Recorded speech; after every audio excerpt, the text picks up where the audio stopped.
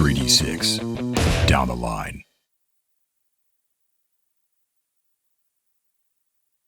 Okay, episode 55 is in the books. Right, what do you on, have to guys. say about Well that? done. Well done. Yeah, banging plan, guys. Man, Lots of great thinking from everybody. everything was hitting on all cylinders. Everybody just Yep. awesome. I mean, sometimes we do come up with a really good plan and we execute it. I will say we had a lot of crosstalk and jibber jabber and goofery Sure. and so on. This was not our most well executed execution of a plan. But it was a good. There was really a lot good to cover. yeah, it's true. It's true. There was a lot to cover. No, I thought gotta every say, time a though, problem came up, one of you had like a phenomenal solution to it, right? Like it was just like whether it be the twine on the eyes or like Mike pulling the plug on that door. I'm so excited. I just want to know what came through there, right? Like it's huge. It was the way to find out. Oh, it's true. Ted solving every concern with the teleportation. Like it was really exciting just seeing like, all cylinders firing with that stuff. You wouldn't have been so excited by that if something horrible had happened to Yost in that turn between you guys leaving. Like, and then Yost gets ready to put the twine on, and suddenly the thing from the door is there. Yeah. It's just a big, humongous thing of teeth. Oh, yeah, exactly. Shivering mouth or something. But hopefully I that really will. hope those guys reap the whirlwind on that. I really hope they do. I mean, look, I don't know what the long-term effect, if there is any long-term effect of all this will be, but I really like that, like, in the wild chance that we did escape, we really affected the entire makeup of that segment of the dungeon, right? Just I don't know. It was pretty fun. Yeah, Fun. you definitely disrupted what is a fairly commonly traversed part of the civilized areas of the dungeon, right? So you did what you had to do to get out of there, which was amazing. You survived, which I wasn't sure about, but I thought we were dead. Yeah, but I'm going to have to think about the extrapolating effects of what you've done there. Like you've disrupted a lot of things there. That's something that can't be repaired by them, right? The ice will melt, the fires will go out, and all that kind of stuff. But that is going to go down in the annals of the Guild of Service as like a major failure on their part. Like I mean, they're going to attempt to correct it. Matt, you first. Yeah, and make no bones about it, one guy escaped that saw us. Like it's known, at least a visual description of who screwed everything up. Yeah. So Rin's going to take the heat. We were a low-level group of guys, granted with some powerful magic items, right? I just got to say, like, if a bunch of 7th or 8th level guys had come running through that area, they would have been totally hosed there too. So these guys got to improve their security, man. They need to hire us to be their security consultants. I have a couple responses to Mike. It's so interesting that you mentioned their levels and the efficacy there. No, I'm kidding. Yeah, no, it was. I mean, granted, we didn't move further up, right? It was a retreat, but it was a retreat that did as much damage as possible, and we discussed a lot on the private Discord how to do that. But like, it worked out. But yeah, like Mike said, they did see us, but also we know just like. I forget if it was Team B or A, we already were hearing reputation about like no one ascends the long stairs, right? Like the impenetrability or like the just like assurance of your own demise should you go on that is a huge reputational thing for them for fear alone, right? Like what value that brings the Guild of Service is huge. For any information to leak on the idea that someone really fucked up operations, even if it was a retreat, is like John was saying, is a pretty interesting thing. What John decides to do with that, if anything, I don't know, right? But it's a pretty cool wrinkle in that moment. I don't know. Well, what would be really cool is if what it means is that they pull guards away from elsewhere to double stack all up and down that stair, which means 20 sessions from now, we come across some other set-tight location that's only got half the guards, and we just go through them like butter.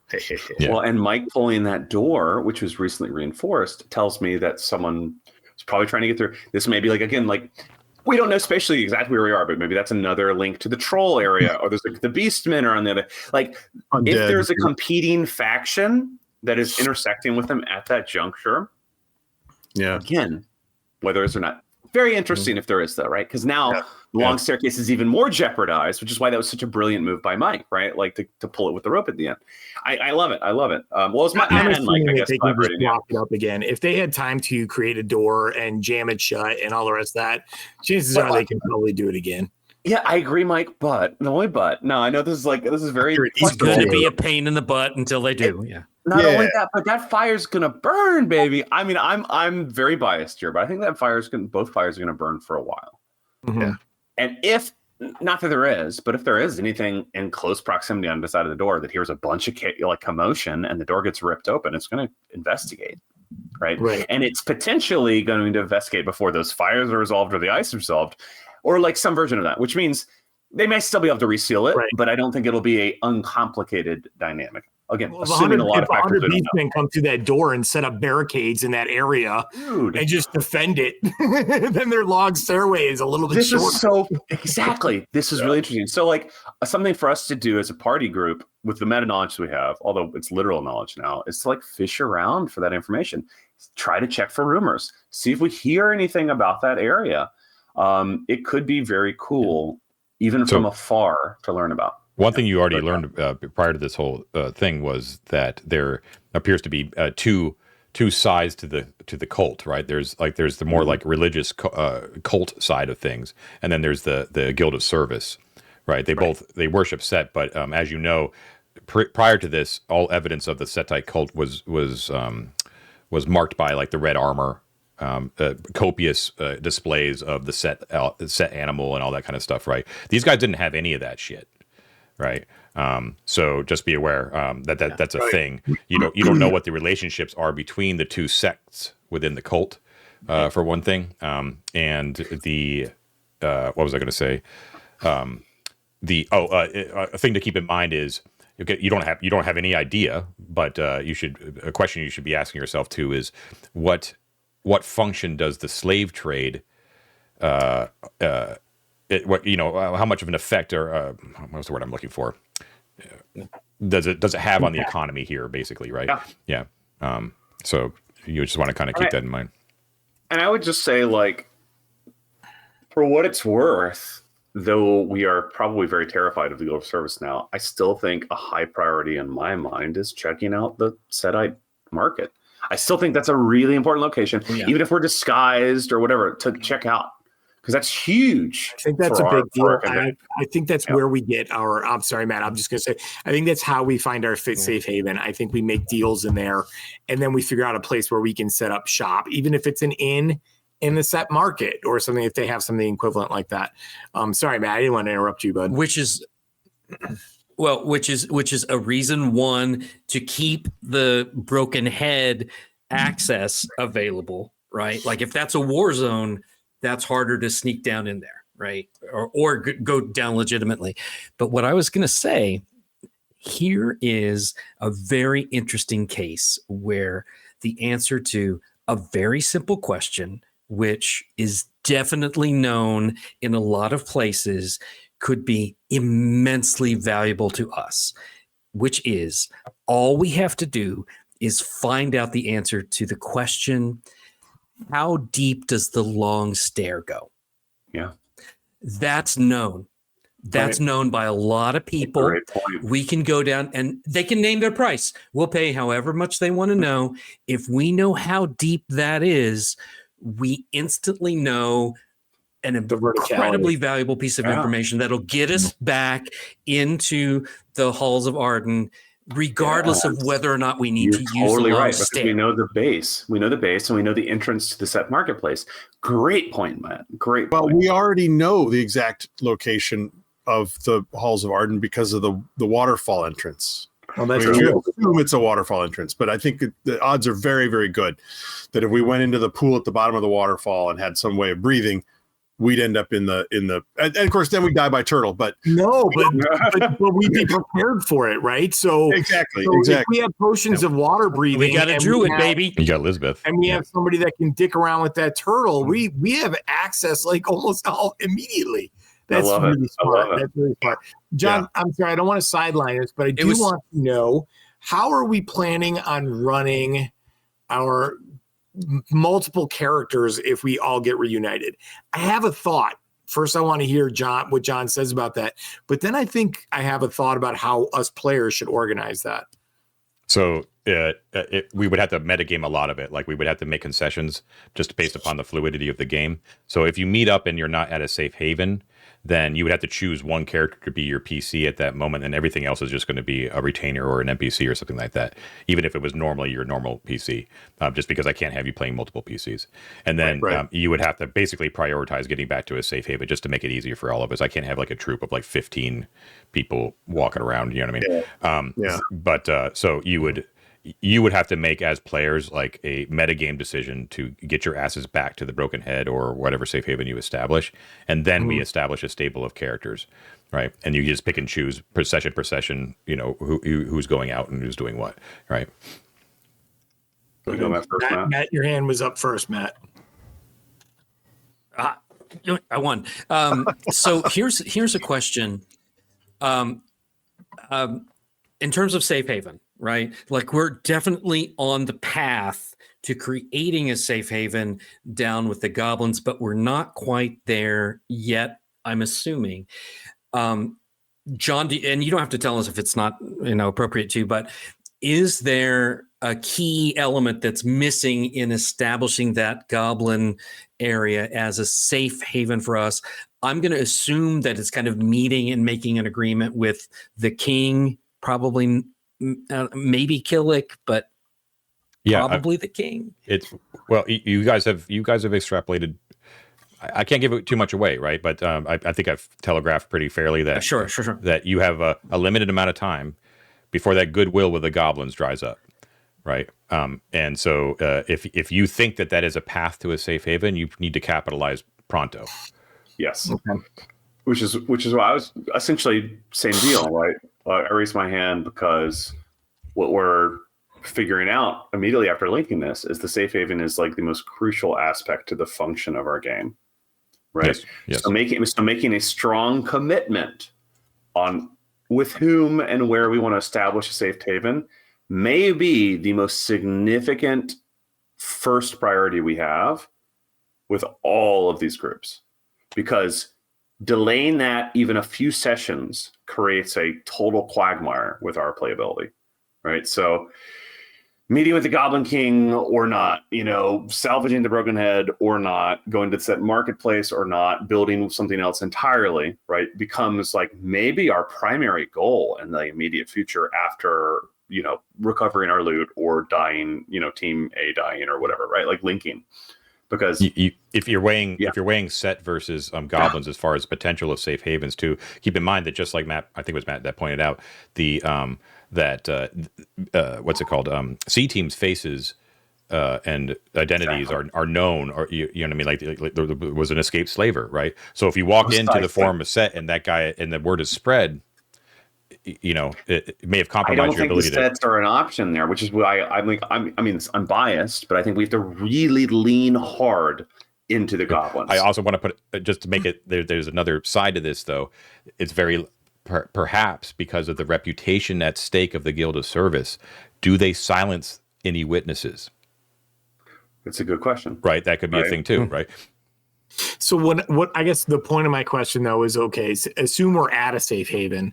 I want to know mechanically how we're doing like group composition at that point, because it feels to me like there is a real utility in swapping characters on different delves so that we're constantly leveling up overall our entire group, right? So there might be a go ahead. It's uncharted territory, and I understand that this is a thing, and I want to give you that flexibility, but I think for the game's sake, we need to have a place where we can forget about anyone who's not on a delve, and then just have a single party, right? Like we can't like this is split party thing has been super fascinating and fun, but I cannot maintain it.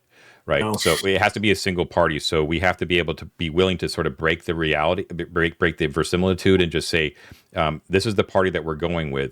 And everyone else is sort of forgotten about, which is why it's really essential that those people can be realistically sort of forgotten about and put somewhere. Right. And then access and then going, and you could go back to that place and access them and change it out. Right. But here's a huge, I have to jump in. This is a huge, I want to reinforce it because this is a theme that we've discussed for minimally 20 episodes at this point. I don't know, like several, right?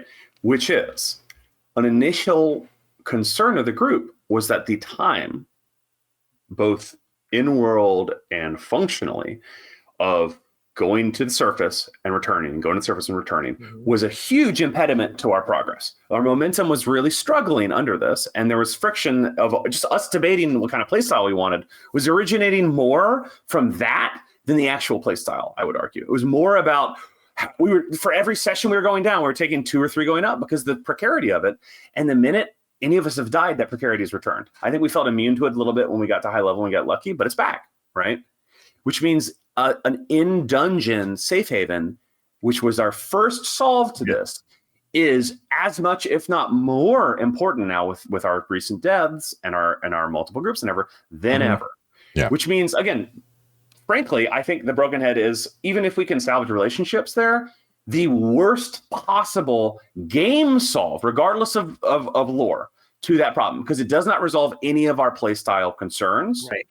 And does not even move us in a direction that we really want to. Now, add to that we have a roster system. And imagine that you want to go back and switch out your character, Mike or Matt or Ted, right? Because the next task we really want to accomplish as players would be better with a thief instead of a wizard, which is totally legitimate within a roster system. That's not even an option if it takes 3 sessions to get to the service. Done. It's over. We're not rostering anymore. That's okay, but that means the character you're deciding on is fairly concrete in perpetuity, right? Like that's just going to be who you're going to play for the foreseeable future. I agree with that, David. I think that's a good point. Yeah. And I think that's why the Broken Head has been problematic, only just because it takes so long to get there. Now, that doesn't mean that, say we have a room in an inn in the set type marketplace, that the problem doesn't also repeat. But instead of going up and then walking across town, you're now walking through like 5 levels of the dungeon to get there. I don't know that there's actually, unless we have multiple safe havens everywhere, that really ends up becoming less of an issue, although I think the Broken Head is the least desirable of all those options. Yes. The only real solve for it is if we get the teleporters working. Exactly, Ted. I was just going to say that. Regardless of where our safe haven is, there's always going to be distance X between it and wherever the party is, and it's always going to be perilous. Now, I think you're generally right about the Broken Head, although it's also worth saying that the Broken Head has access to food and beer and that kind of thing, and it's sort of a realism kind of thing. It's actually the ideal place to be because you don't have to import food. Someone else does it. All you got to do is have money, right? If we build ourselves a fort, level 7, we've got to stock it with food and water ourselves, right? But whatever. Hear me out. I mentioned this on Discord. There was a point that John made, which I think is important to observe, but the goblins don't want to extend beyond how they can connect via the dungeon. We know for a fact that there's a dungeon entrance at the Broken Head. Okay. Yeah. So, and we have sufficient information to probably bridge that cavernous region to where the goblins are. Now, that's a task. I don't want to minimize that task, but the allegiance, in other words, with the goblins, if we expand, this is pie in the sky fantasy. I understand this is not like an immediate solve, but if we are, the point I'm getting is like picking a faction helps us, and the more that faction takes ground, the more our safe haven expands. Right? There are complications throughout, but if, for instance, the goblins both own the pyramid entrance and the Broken Head entrance and several areas within the dungeon, right? And the goblins were doing some sort of negotiation with the dragon or food sources or whatever, right? Then our safe haven that you're talking about does have malleability. If the goblins are singular in their location, right? Or if the broken head, if we have 4 different save engines with 4 different factions who are all kind of like tumultuous with, it doesn't help us that much. And getting the teleporters, which I agree with, is a main concern. Honestly, I think is 100 sessions of play from now. Unless we get lucky, it's not happening. It's not happening in the next year of the real world. Dude, we found one tile. We found one tile. It's not happening. So that's not a goal that we should even consider as a solve here. Yeah. It's just not. Right? Oh, I'm not suggesting it. Well, let me remind. No, I know you're not, Ted. I'm just remind you of something. Yeah. All we have to do is prioritize getting tiles. You tell your buddy Avaricios, he's got the spells to find tiles. I know, Matt, but you know, like realistically, that's 100 feet, right? Yes. It's a 100-foot range. And we're talking about a dungeon with lots of verticality. So unless you're in an area where you think there might already be a tile, then just wandering through the dungeon, just being like tiles, is a limited. It's a limited ability. There's other avenues. Even so, I don't want to curse Avaricios, but he's probably going to die, dude. Like at some point. Yeah, I mean, look, his time is way extended over everyone else, and I want him to live to the end, like we all do. I truly do. I'm not saying that facetiously, but we're all going to die, man. We're all going to die. Probability-wise, he's going to die, and he's going to die when we least want him to. Probably in the middle of a tile hunt, right? Like everybody go. You know what I mean? You know, all of which is just to say that, like, I 100% finally the tile is literally. The castle. Oh my god! What if we like spotted one and he got pushed into the chasm, like right as right over there? But no, the point is not that we should. I agree. There's a rope ladder that you have to have 2 hands to catch. There you go. But yeah, the point is like I 100% agree with Ted and Matt and everyone that we should. That's a focus. I do think we should focus on that. I just want to like create a hierarchy within a reasonable time frame, and that in my mind, though you don't have to agree, is like picking a faction that we lean into hard, and the goblins are the obvious one for me. Right, they're the obvious ones, but I don't know that they're necessarily optimal. You know, like they're the obvious ones. I don't know that they're the optimal ones. I would really, before we make that decision, David, I would really like to interact with the Beastmen, because I honestly think that the Beastmen might be the kind of people that keep your word.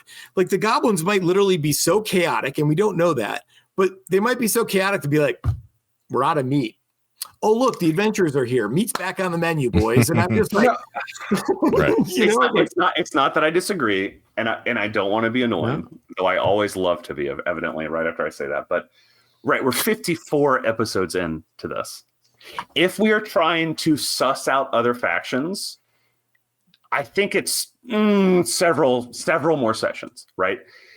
We could get lucky, but again, just practically speaking, the people we have the most rapport with, that we've communicated the most with, that we have a direct invitation that is on a time limit to communicate with, are the goblins. Set tights, we haven't even got to them, and we have a bad rotation. It's out the window. Right. Broken Head is going to shit, right? Yeah. The Beastmen we can go interact with, they were hostile last time. Maybe we figure something out, but then we have to negotiate. Point is like, we are starting from a far lower baseline with anyone else we meet than the goblins. And realistically speaking, again, because we're merging these groups, if we want to do this in 5 episodes instead of 30, the goblins are the answer. If we want to do it in 45 and 100 episodes from now, it's moot because we're all going to be dead by then. We will all be dead. Next session, we're meeting the Beastmen. Next session, because we're playing the group that is in their territory, that is like trying to find a way behind their walls. We are going to run into them next session. Yeah, they're at war with the goblins, and the goblins faction is contingent on us fighting the Beastmen. So what you're saying is, let's go meet another faction who's in competition with the one that likes us and jeopardize the reputation we have on a possibility of liking them. It doesn't mean we shouldn't try. We should definitely go feel it out. Right, but that's what I'm getting at. It is not as simple as like going and saying hi. Right, Matt, would you like to say something? Well, also remember, we're not in a position to say, oh yeah, we're all in on goblins just because we've had the most interaction with them. What we are in the position to do, we have an invitation to meet with their king, and it's definitely on our agenda. It's 100% what we're going to do, regardless of what happens with the stash. We could walk over, see the dragon, and we're like, okay, whatever, this is a dragon, let's turn around. And then we go back, we get them some weapons with the money we have down in Gosterwick. It's all good. We go down to meet their king. we should meet the king before we get these weapons and just say, oh yeah, we've got this, we can hire some people to bring some stuff up. No big deal. We meet with that king and make sure that our interests align with theirs, right? Like so far, everything seems fine. We seem to understand what they want, which is grow from a base, right? They don't want to skip over. They don't want new territory. They want to expand, right? And if the king is more of that, and he's not like, oh yeah, well, I want to, do all this stuff that's counter, like we just got this, this powerful piece of information that's pro Lady Alexia, right? Maybe the king is like, I want to kill Lady Alexia. Bye, Ted. I gotta go. Good night, guys. Bye, Oh, Ted. okay, Ted. Yep. Sleep well. The thing I want to say about that, though, Matt, too, is that the one instance that we've seen where the goblins have successfully expanded, what's the first thing that they did? They shut that location down to everybody else. They like us, so they're letting us through. And that's cool. That's cool. But it also kind of shows what happens when they don't necessarily think that they need us as much as they might now. Like, we might very well get in bed with the goblins, help them expand, wipe out the beastmen, expand their territory. And suddenly the goblins are like, you guys go fuck yourselves. And then we're like, hold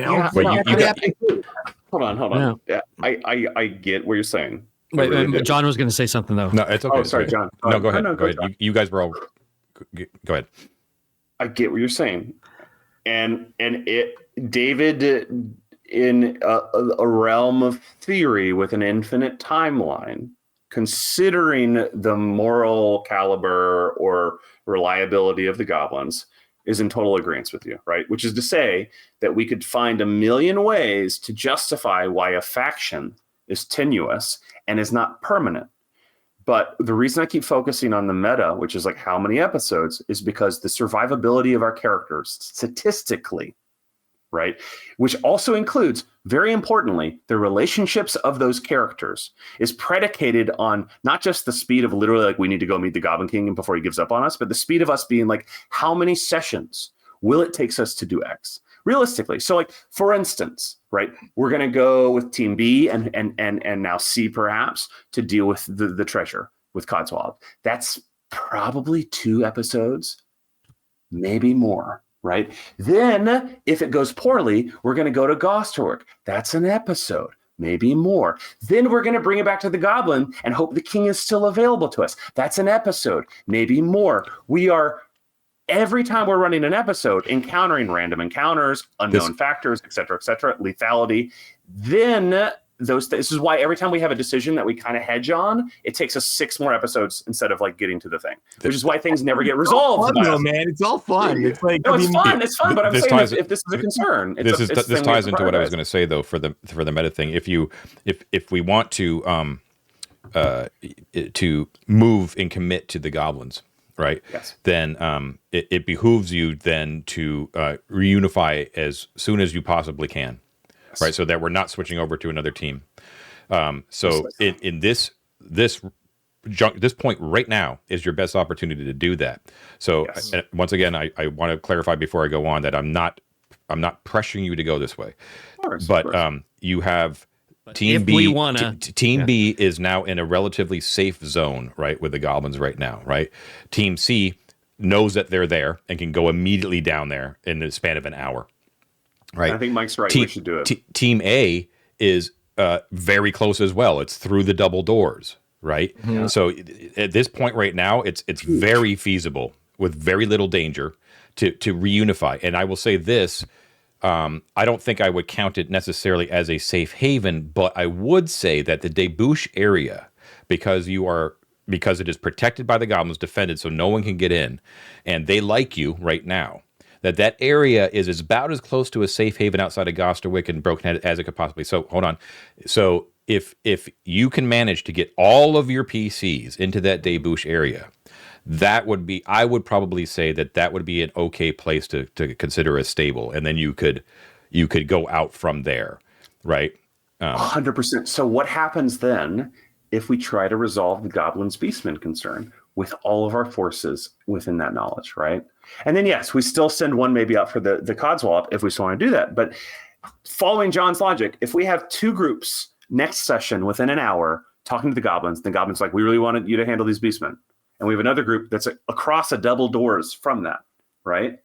And that group is we're actually playing that group next session, which means we're going through the double doors. So we have all 3 groups 2 sessions from now, theoretically, at the goblins saying, hey, we know what's going on.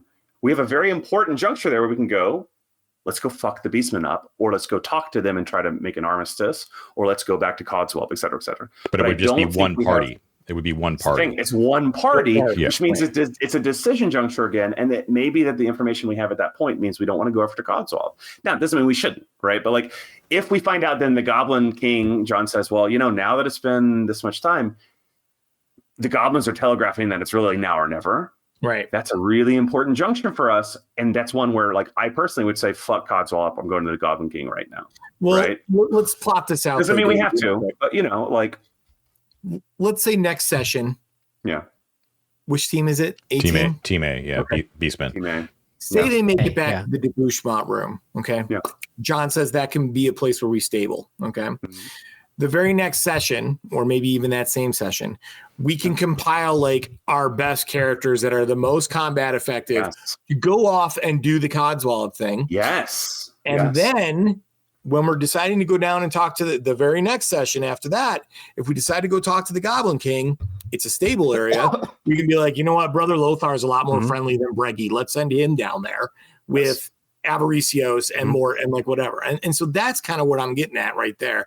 Like 100%. if we can get get 18 with that other group, we can actually go approach Codswallop with some dudes that don't suck. So I have to think about how that's going to work though, because in my mind, what my grand ideas of stables of characters, that may not be feasible, because then you're just splitting the party again. You got a party out there with Codswallop, and you got a party down there with the goblins. No, right? No, not necessarily, because if we are still in media res with the Codswallop team for the next session, that counts as a delve, and so we finish that until we get them back to an area where they are safe, right? And then we can form a new party or whatever. Yeah, that would have to be. It would literally be like the other people in the stable can't go on delves until you get back to the stable. Until you get back. Wanted hostages. Yeah. The goblins wanted hostages. Here are your hostages. Yeah. But that's why I mentioned the timeline. Go ahead, Matt. You first. I was going to say, we want, and we can make that part of our deal with them, right? Like you get hostages, and we also have a safe place for our people to stay. We also need that to make sure that we don't lose access to our stash, which is only accessible through their area right now, right? We have to be able to get there to be able to get to the pyramid and sneak in. So having hostages or our people there being safe and helping them defend against the beastmen or that's whatever. True. I didn't even think about that. That's it's crucial, right? Like that's all in our interest, right? 100%. Because even if the stash itself is undiscoverable, our ability to access it in any meaningful way, like you said, is blocked if the goblins are hostile. The reason I brought up the hypothetical of, the X factor of time with the Goblin King is the same reason that Mike brought up the roster thing, right? Which is they're not concurrent actions, right? The idea is once we get to that neutral, stable space, we are one party until they return to the stable. Exactly. Done. But that means any complication that happens between point A and point B and the time it takes to return to point A is a consideration within whatever timeline or urgency we perceive with the Goblin King. We will not know that until we get to that juncture, which means it's not information we can act on yet, but I'm pointing it out because we cannot then, it would be a mistake for us to then forget that and assume that we have time, like parallel time, right? In other words, if we go to the CODS thing and for some reason, it takes fucking 3 days. Not that it would, but for some reason we get like Quagmire for some reason, and the Goblin King gets impatient. All of our hostages might be dead. We don't have agency over them. John could say, well, they were all killed by the goblins. And we could come back with our primary group, and we're fucked. And we've lost the stash. We've lost our group. We've lost the relationship, which is why time is just that's the only reason I'm bringing it up. But go ahead, Matt. Sorry. Yeah, no, I was going to say that it's all that cost benefit, like the plan that we have right now, right, is to go out there overnight, and it's just been complicated, right? Yeah. Like if that dragon is sitting guard right there, Wild. then we're not going that way. There's another way that we can go, which is up. We have to sneak back up to the broken head, sneak down through the tunnels, because we know that can go there or not. And we just have to decide if we want to do that, or if we have the tunnel that was being guarded by the cave bear that we never interacted with the cave bear, right? There's a whole nother entrance into that same tunnel complex out in the middle of the woods. Yeah. Right? But we know it's connected. Yeah. Yes, it's definitely connected. Yeah. Because Did we bridge that connection? That was the first Yes, place we exited. We sure did. Yeah. We didn't come out through the broken head stable. We came out through the tunnel being guarded by. Look at my recall. Yeah, It's good. So Yeah, smart. once again, His brain. My His brain. Cave And bear. you think the whiskey would Like add all the coming memory through. at this point, but it's just No, man. solidified it, right?